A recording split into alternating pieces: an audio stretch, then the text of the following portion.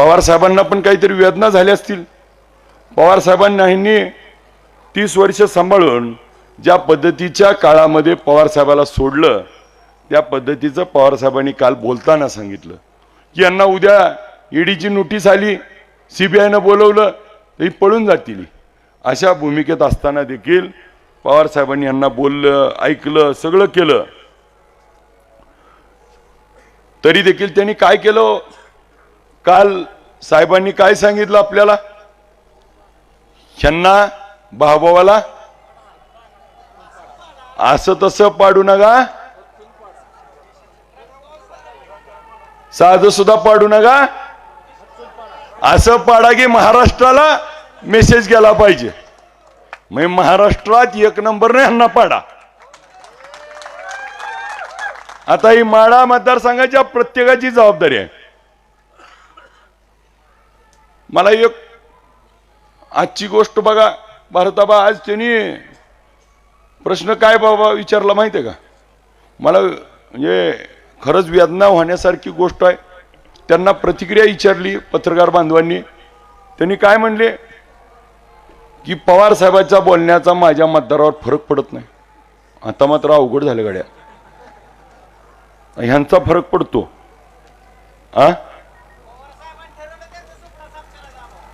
म्हणजे वाईट एका गोष्टीचं माझ्यासारखा असता तर म्हणला असता चूक झाली साहेब, आम्हाला माफ करा, आम्ही शरण येतो।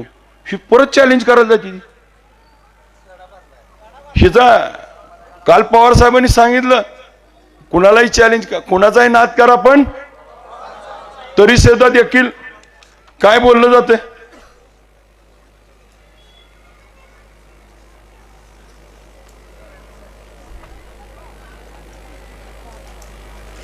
आता बघा, विठ्ठल कारखान्याच्या पगारी 5 महिने झालं नाही त्या। तुमच्याकडे विठ्ठलराव शिंदे 2 नंबर युनिट करकमचं 23 कोटी आणून द्या। काल दिवाळीला सगळ्या पगारी क्लिअर आहे त्या, उगा काय ते सांगते ती? आपण ती विठ्ठल कारखाना हिशे आहे का विधानसभेचा? एका पट्ट्यानं काय सांगितलं, हातामध्ये 69 लाखाचं घड्याळ घेऊन फिरतय। आता 69 लाखाचं आहे, हायला मी किती मोठा झालो मलाच कळ ना। ही काय प्रचाराचे मुद्दे आहेत का? काय मला सांगायला ह्या सगळ्यांना यांच्याकडे आज बोलायला काय राहिलं नाही।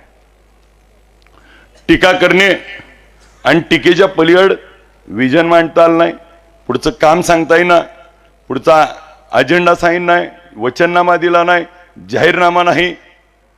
उद्याच्या काळात नवीन एक बाबा आता उद्या शक्कल येणार आहे, आता यायला चालू होईल बघा 5 वाजता। आपलं मत तुतारीला नाही, आपलं मत पवार साहेबांच्या आमदाराला। लिहून ठेवली स्क्रिप्ट। याचा अर्थ काय माहिती आहे का? कालपर्यंत आता माहितीच होती, आता रात्रीतच बघा पवार साहेबाचा उमेदवार होती ती का नाही, आम्हाला पवार साहेबांनी एवढं झाडून हाकलं तरी सुद्धा म्हणती ती। बघा भाऊ आता चालू करते, आता भाषण चालू होईल त्यांचं, तिकडं तीच सांगते ती बा, त्यांना कोण सुचवतंय ती बी माझ्या दोस्त आहे। त्यामुळं यांचा घोटाळा असा आहे। आता तिथं भावनिक वातावरण होईल, तिथं सगळं होईल।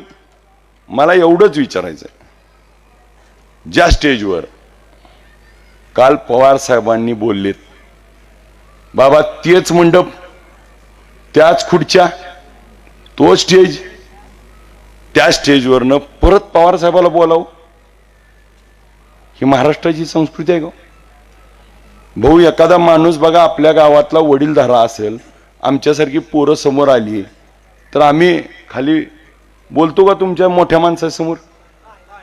आपल्या घराची परंपरा आहे का नाही? आपल्या घरातला एखादा जर वडीलधारी माणूस बोलला तर आपण त्याच्या पुढे बोलतो का? आज ह्यांना आता कसं सांगावं? ही पटतं का आपल्याला? ही पटण्यासारख्या गोष्टी आहेत का? आज ह्या सगळ्या गोष्टीचा गांभीर्यपूर्वक विचार करावा लागणार आहे। आज पवार साहेबांना वेदना का होत आहेत, ह्या वेदनांचं कारण देखील आपल्याला सखोल जाऊन बघावं लागणार आहे। काही गोष्टी आगळ्या वेगळ्या आहेत, परंतु या सगळ्या गोष्टीचा पुढच्या काळामध्ये आपल्याला सखोल पद्धतीने विचार करावा लागणार आहे. कारण आज हे माझ्यावर बोलतेत, हा जरूर बोला. पंढरपूर तालुक्यातली तर बाबा 10-20 जणाला पॅकेज दिली ती, सगळी माझ्यावर बोलती ती. माझं साधं मन नाही, बाबळीला कोण दगड मारत नाही, आंब्यालाच मारते. बाबळीला कोण दगड मारते? आपल्याला आंबा आहे म्हणल्यावरच दगड मारते ती. त्यामुळं मी या गोष्टीचा विचार करत नाही. मी माझ्या विकासाच्या मॉडेलवर, व्हिजनवर मत मागणार आहे. केलेल्या कामाची पोच मी प्रत्येक सभेतून सांगितली. मला संधी मिळाली विठ्ठल कारखान्याची, विठ्ठल कारखाना बंद पडलेला चालवून जराची स्पर्धा लावली. कोरोनाच्या काळात हॉस्पिटल सुरू केलं. मी कधीही म्हणलो नाही मी डॉक्टर नाही, माझं पोरग डॉक्टर नाही, पण मी हॉस्पिटल सुरू केलं. हॉस्पिटल सुरू करत असताना ज्या ज्या गोष्टी केल्या, मग ऑक्सिजनचा प्रकल्प असू द्या, ज्या गोष्टी करण्याच्या आपल्याला संधी मिळाली, त्या संधीचं सोनं करण्याचं काम मी त्या ठिकाणी केलं. आज आपल्या पुढे मत मागत असताना, उद्या आपला विधानसभेचा आवाज म्हणून आपले सगळे प्रश्न हे विधानसभेमध्ये बोलण्यासाठी मला संधी द्या. मग माढा शहराचा पाण्याचा प्रश्न असेल, विकासाचा विषय असेल, MIDCचा विषय असेल, जे जे म्हणून प्रश्न आहेत ते तुमचा आवाज म्हणून, लोकप्रतिनिधी म्हणून विधानसभेमध्ये बोलेल. हा आवाज उठवत असताना, हे बोलत असताना माझ्या जुन्या पेन्शनच्या कर्मचाऱ्यांचा विषय, त्याला देखील आम्ही पुढच्या काळामध्ये तिथं विधानसभेमध्ये लावून धरूया. आरक्षणाच्या विषयावरती देखील भूमिका स्पष्ट, त्या ठिकाणी कोणत्याही समाजाला वर अन्याय न होता त्या ठिकाणी सगळ्याला समानतेची वागणूक देईन. त्या ठिकाणी आपल्या जातनिहाय जनगणना झाल्यानंतर हे सगळे प्रश्न सुटतील आणि हा तिढा कायमचा सोडवण्यासाठी त्या ठिकाणी अग्रक्रमाची भूमिका घेईन. मग ज्या पद्धतीनं माझ्यावरती अजून एक टीका केली जाते की उद्या काम पडलं तर पंढरपूरला जायचं का म्हणले बाबा.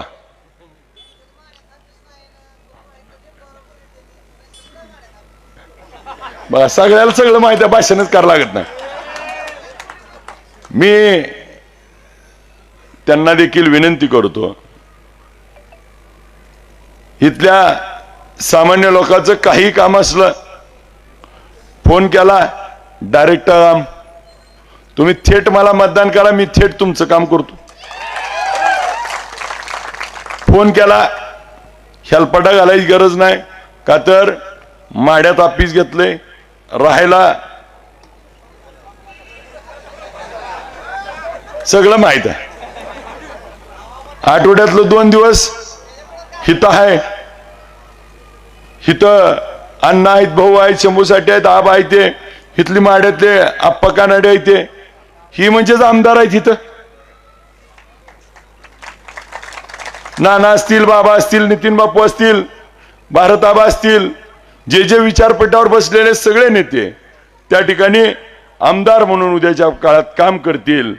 आणि मग त्या ठिकाणी आपल्याला कुणाच्याही दारात जायची गरज पडणार नाही. मग तुम्ही संजय बाबाला जरी फोन केला तर 10 मिनिटात तुमचं काम मार्गी लागेल. ज्याला ज्याला आपल्याला शक्य आहे ते ते आम्ही सगळेजण आपल्या कामासाठी कटिबद्ध राहू. उद्या आमदार म्हणून मी नसून आम्ही सगळेजण त्या ठिकाणी काम आपलं करून दाखवू. याचबरोबर काही लोक सांगतायत, आता इतक्या चिठ्ठ्या यायला लागल्यात की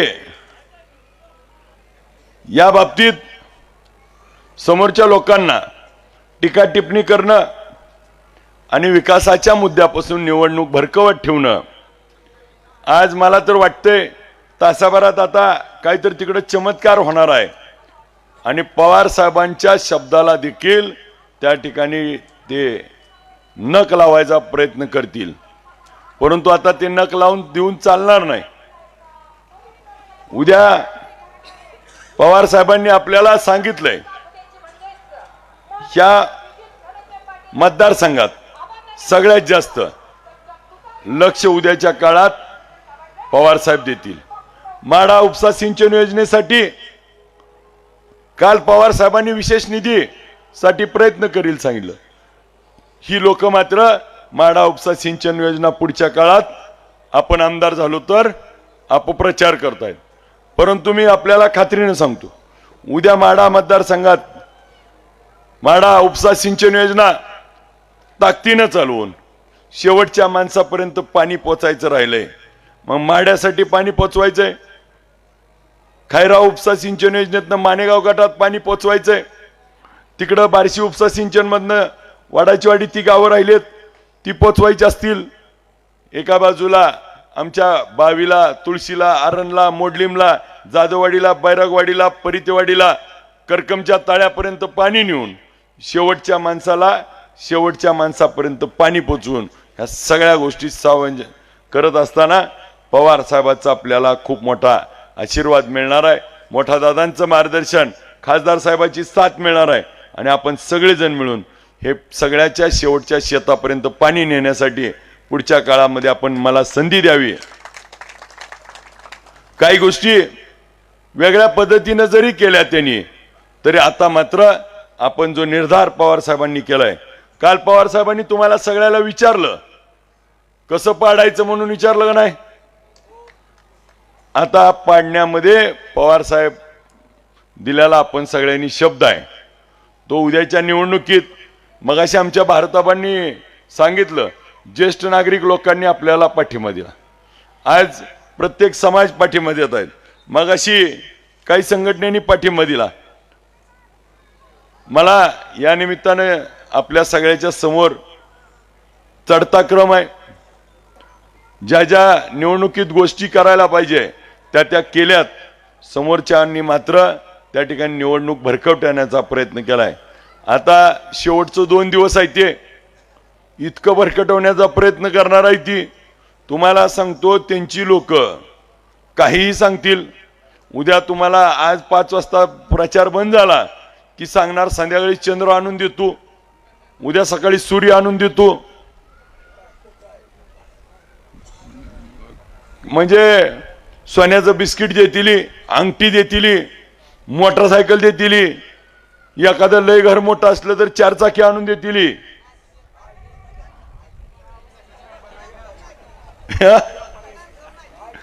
आता त्यांची अडचण झाली आहे, त्यांना आता पर्याय नाही.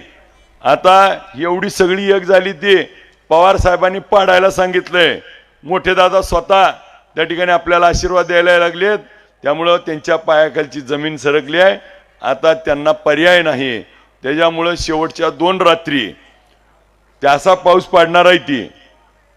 परंतु एक गोष्ट नक्की आहे, एक तर पापात भानगडीत पडू नका, नाहीतर पापाचं आहे त्यांचं काय लय कष्टाचं नाही. मग त्यामुळं आपला विचार पक्का झालेला आहे. आपलं मतदान 2 नंबरचं शरदचंद्र पवार साहेबांच्या तुतारी वाजवणाऱ्या माणसालाच टाकायचं.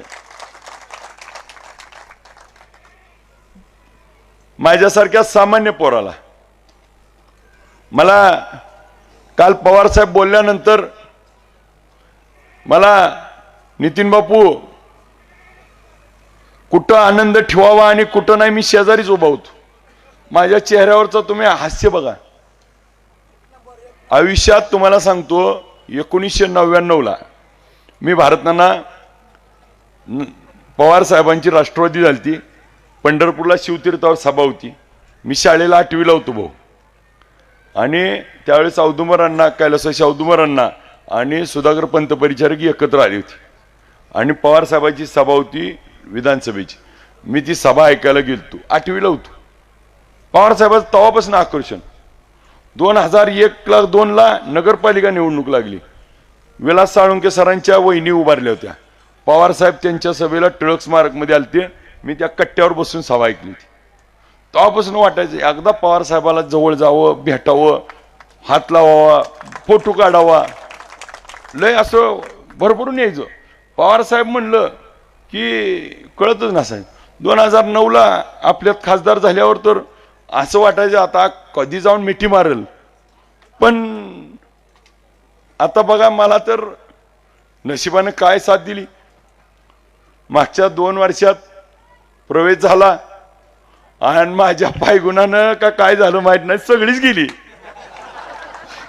मी एकटाच राहिलो. मी आणि काकासाहेब साठे जिल्ह्यात आम्हीच एकटो. आणि परिस्थिती अशी झाली,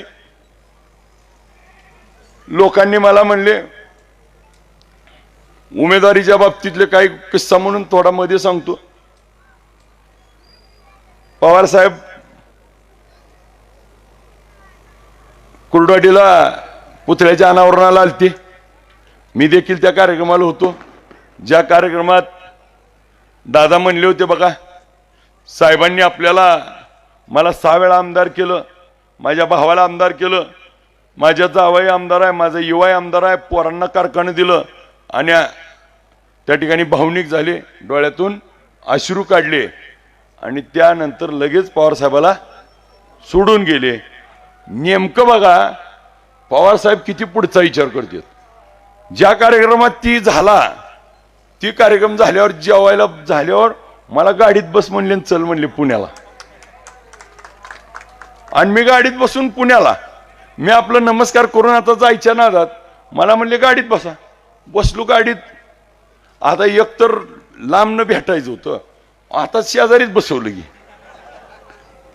आता कुणाला सांगावं कसली सेल्फी काढावी काहीच कळना. म्हणजे असलं काय आनंद झालता. आणि मी तिथं जास्त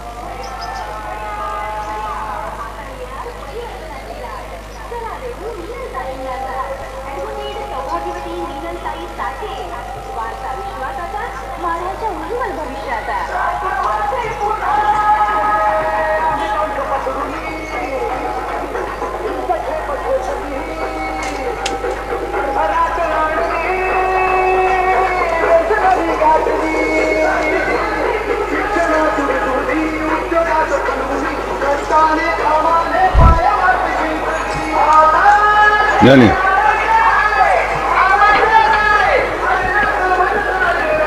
संपलं भाई.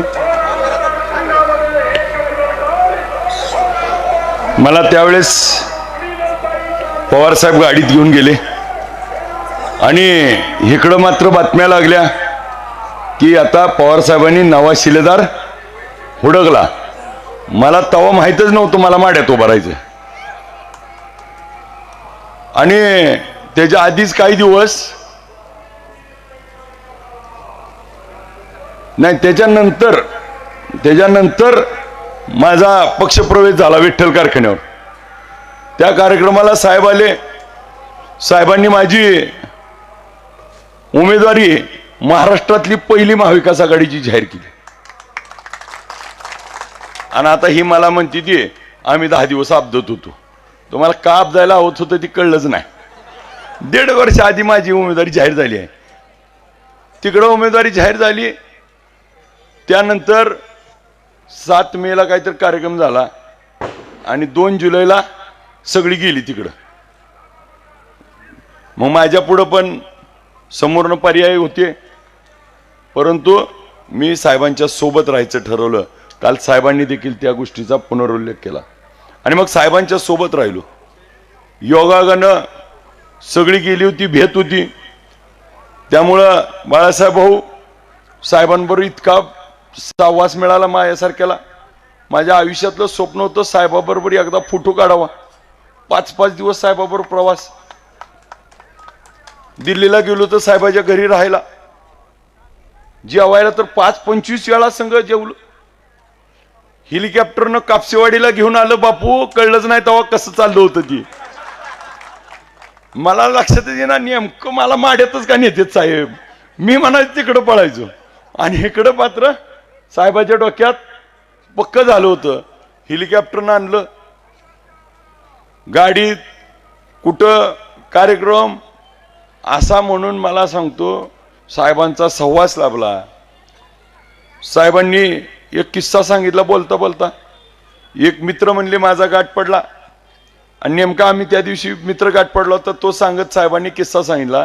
हे पाकिस्तानला गेले होते आणि ह्यांना तिथे एका मदतीची गरज पडल्यावर साहेब परराष्ट्र मंत्री असताना तिथल्या परराष्ट्र मंत्र्याला सांगितलं आणि त्यांना मदत करायला लावली आणि तो माणूस भेटायला आलता. म्हणजे साहेबांची कुठून कुठपर्यंत पोच.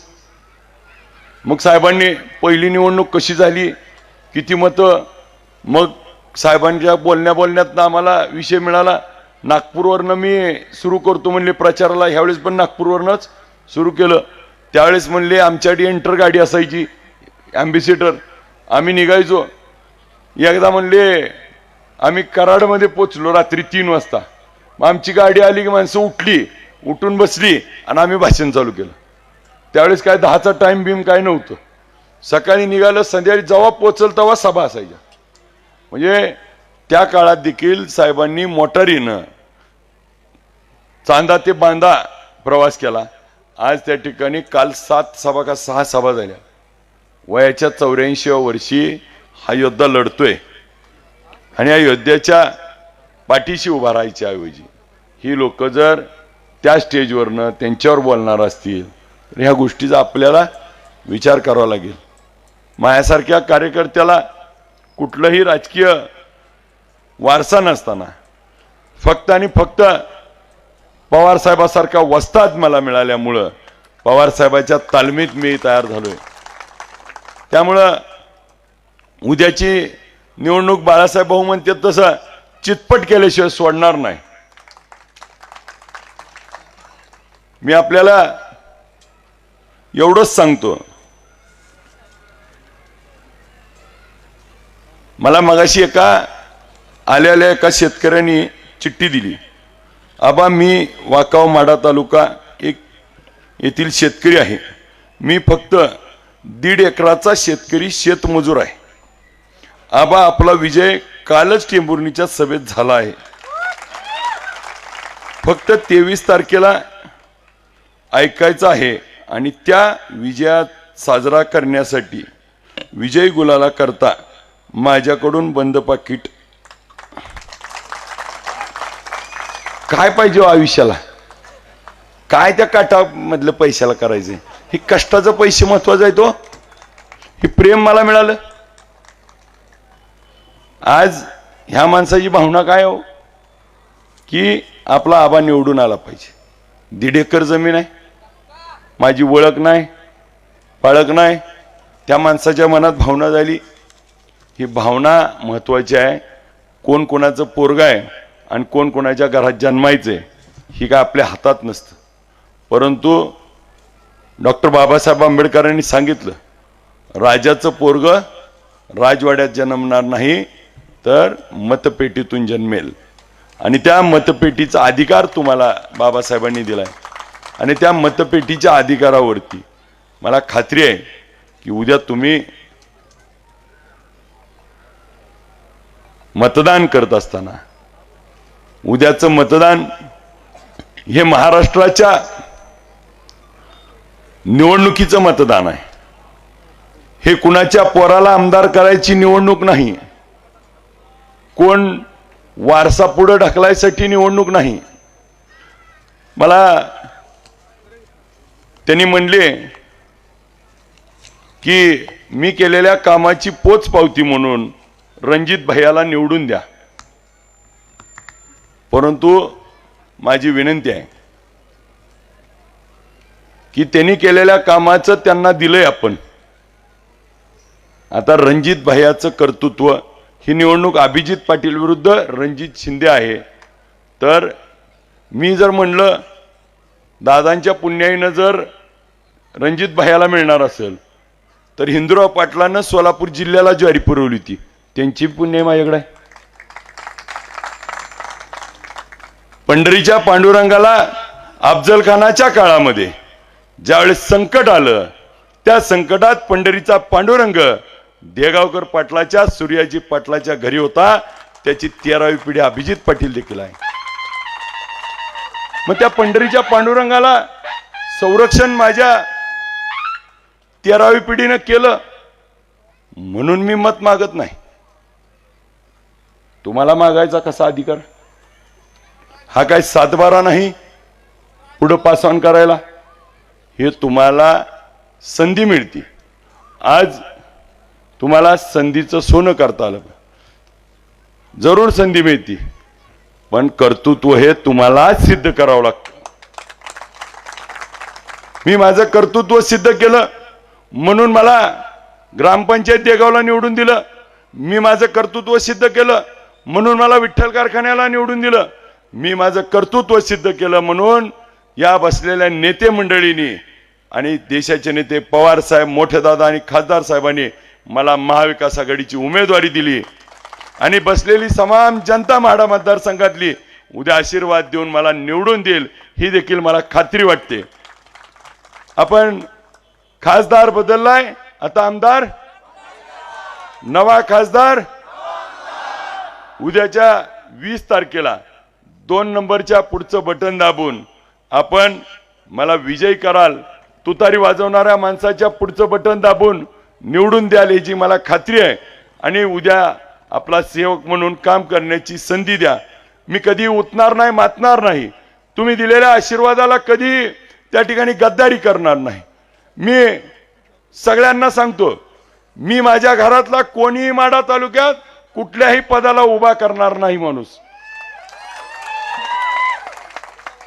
माझ्यानंतर कोणत्याही माढा तालुक्यातलं कसलंही पद मी त्या ठिकाणी घेणार नाही. ओबीसीच्या नावावरचं तर कधी हडपणार नाही. मी जे म्हणून आहे ते माझ्या सहकार्यांबरोबर आम्ही सगळेजण साक्षीदार म्हणून एकाला एक खांद्याला खांदा लावून आम्ही काम करू. ज्या पद्धतीनं तुमच्या घरात 40 का 50 पद आहे ती, परंतु एकही पद त्या ठिकाणी माझ्यानंतर आमच्या घरात आज त्या ठिकाणी नाही. त्या माढा तालुक्यातलं कोणतंही पद त्या ठिकाणी पुढच्या काळामध्ये मी तुमचा सेवक म्हणून काम करेल. मी ह्यांच्यासारखा उतणार नाही, मातणार नाही. मी तुमच्या सेवेत कायमस्वरूपी राहील. उद्याच्या 5 वर्ष काम करायची संधी द्या. 5 वर्षामध्ये तुम्हाला जे म्हणून माढा मतदारसंघाला आणायचंय त्याच्यासाठी भले मला वर भांडण करावं लागल, भाषण करावं लागल, वेळ पडली तर पवार साहेबांचं पाय धरीन, पण इथं विकास निधी आल्याशिवाय माघारी येणार नाही. ज्या पद्धतीनं तुतारीचं तिकीट आणायसाठी मी 10 दिवस बसून होतो, तसा वेळ पडली तर 10च्या ठिकाणी 20 दिवस बसून राहील. पण माढा मतदारसंघातला निधी हा तुम्हाला पुढच्या काळात 30 वर्षात जेवढा निधी आलाय तेवढा 5 वर्षात आणून दाखवतो. जे म्हणून आपल्या स्वप्नात जो आपल्या पुढे मांडलेलं विजन आहे ते सगळं विजन स्टेप बाय स्टेप टप्प्यानं पहिल्या वर्षात काय, दुसऱ्या वर्षात काय, तिसऱ्या वर्षात, चौथ्या, 5व्या त्याचं पुनर्नियोजन करून मग डीपीडीसीतनं काय पैसे येणार, जिल्हा परिषदेतनं काय, मुख्यमंत्री योजनेतनं काय येणार, ग्रामसडक योजनेतनं काय येणार, आमदार फंड, खासदार फंड, 25, 15, 30, 54 विशेष निधी, प्रत्येक खात्याचा 936 योजना आहेत. त्या सामान्य लोकांपर्यंत पोहोचवण्यासाठी आपला सेवक म्हणून काम करण्याची मला संधी द्या. उद्याची संधी ही अभिजित पाटलाला नसून सामान्य घरातल्या एखाद्या सामान्य पोराला देखील आता स्वप्न पडायला लागलंय की मी देखील आमदार होऊ शकतो. कारण आमदाराचा पोरगा आमदार, चेअरमनचा पोरगा चेअरमन, दुसऱ्या पोराला स्वप्न सुद्धा बघू वाटना की आपल्याला कधी संधी नाही. म्हणून अभिजित पाटलाला आमदार केलं म्हणजे सामान्य घरातल्या पोराला ज्याला आमदार होऊ वाटतंय, ज्याला ग्रामपंचायत सदस्य होऊ वाटतंय, जिल्हा परिषद, पंचायत समिती, वेगवेगळ्या विविध संस्थांवरती काम करावं वाटतंय, त्या सगळ्याची स्वप्न ही त्या ठिकाणी उद्याच्या अभिजित पाटील म्हणून पुरं होतील. आणि माझ्यासारख्या सामान्य पोराला आपण संधी द्यावी. एका बाजूला आमदाराचा पोरगा आमदार करायचा का शेतकऱ्याचा पोरगा आमदार करायचा हा निर्णय उद्याच्या निवडणुकीत आपण सगळ्यांनी घ्यावा. मला मतदान रूपी आशीर्वाद देऊन उद्या आपली काम करण्याची संधी द्यावी. उद्या 20 तारखेला तुतारी वाजवणाऱ्या माणसाच्या पुढचं बटन दाबून मला प्रचंड मतांनी निवडून द्याल अशी मी विनंती करतो आणि थांबतो. जय हिंद, जय महाराष्ट्र.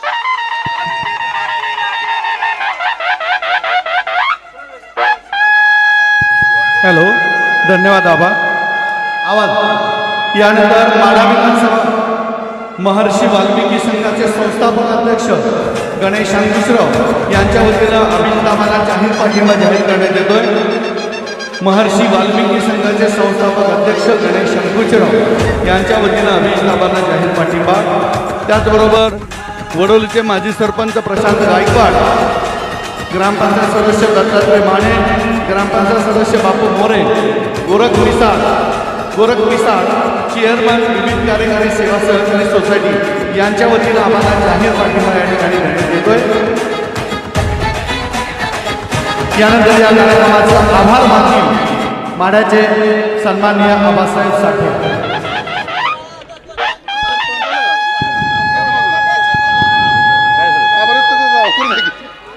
कधी नाही बोल लागलो सर का परिवर्तनाच्या सभेला आपण सर्वजण उपस्थित राहिल्याबद्दल मी अभिदाबांचा छोटासा कार्यकर्ता आबासाठी आपला आभार व्यक्त करतो आणि सभा संपली असं जाहीर करतो. धन्यवाद. महर्षी वाल्मिकी सेवा संघ अर्थात कोळी समाजाच्या वतीनं या ठिकाणी आबांना सन्माननीय अध्यक्ष गणेश अंकुशराव यांच्या वतीनं जाहीर पाठिंबा देण्यात येतोय. स्टेजवरती येऊन आपण कृपया पाठिंब्याचं पत्र द्यावं.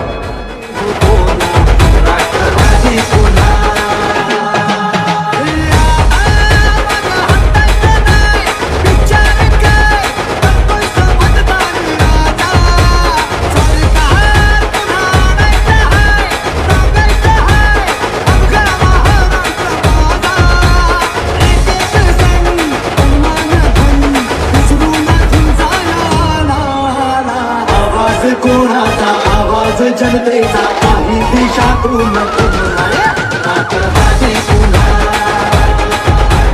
नगदीच्या वाटेने जाऊन ज्यासाठी एका मुखाने बोला राष्ट्रवादी पुन्हा.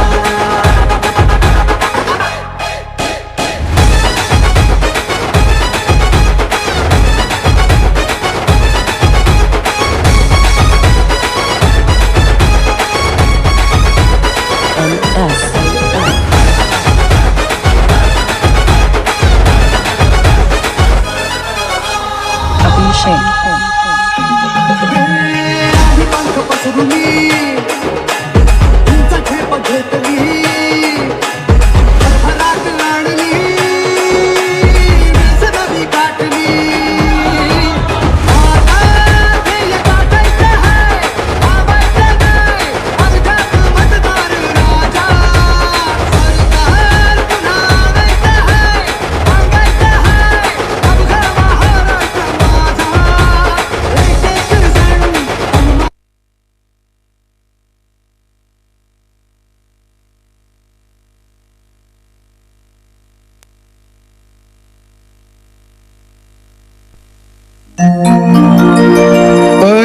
परिवर्तनाची आपल्याली पहाटदारी साहेबांची राष्ट्रवादी राष्ट्राला तारणारी निर्धार विकासाचा करुणी पुढे चला रे अभिजित पाटलांची आता वाजली तुतारी.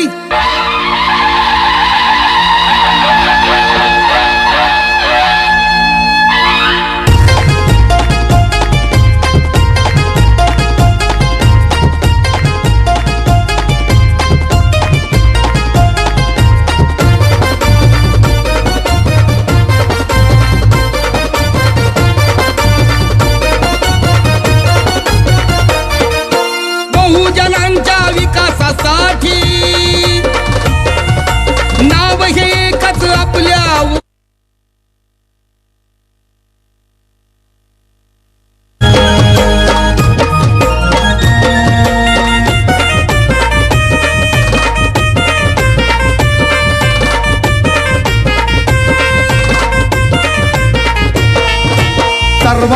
तो विकास व्हावा, संधी आली हातात न्यारी, भावी मंगल घडण्यासाठी आता वाजली इथे तुतारी. स्वप्न अधुरे या शहराचे करण्या साकार, स्वप्न अधुरे या शहराचे करण्या साकार. अभिजित पाटील आपले लाडके आमदार, आबा पाटील आपले एकमेव आमदार.